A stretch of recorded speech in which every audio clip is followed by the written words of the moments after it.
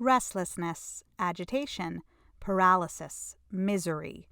When a boring situation, like a mind-numbing lecture or an interminable grade school jazz band performance, is inescapable, it can feel like an intolerable burden for ADHD brains.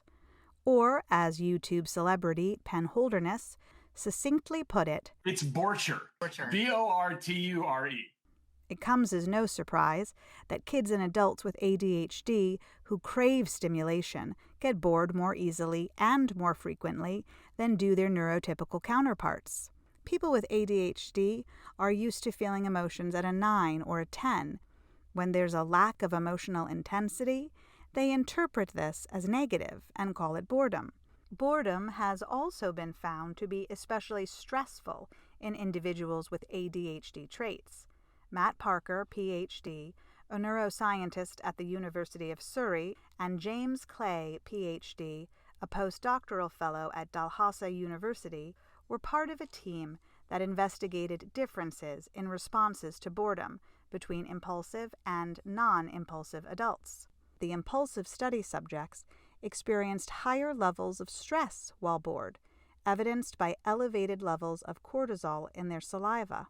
It's similar to what we see in fight or flight situations. It suggests that the lived experience of boredom feels more intense and aversive for people who are highly impulsive, transforming into an overwhelming need to escape. Nothing can eliminate boredom, but these strategies may help people with ADHD build up tolerance. 1. Reframe the feeling. If you're feeling bored, that doesn't mean you're lazy or incapable. Let's not moralize it. Let's accept it as it is. 2. Resist the stress response.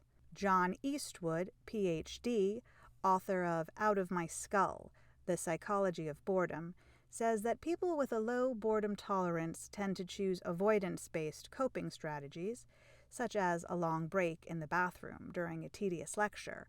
Instead, use strategies that promote engagement, such as gamifying the experience, noting whenever the teacher uses a 3-syllable word, for instance.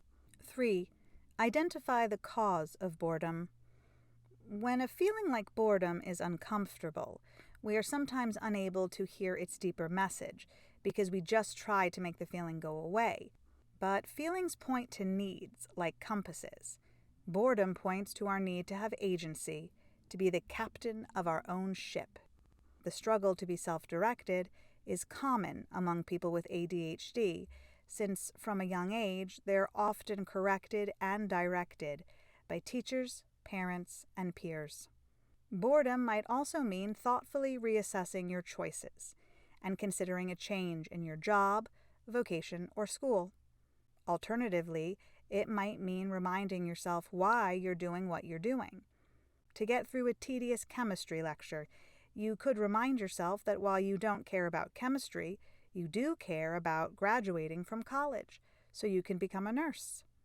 Boredom often has a message for us, says Eastwood. I would encourage people to take boredom seriously. Try not to be afraid or intolerant of it.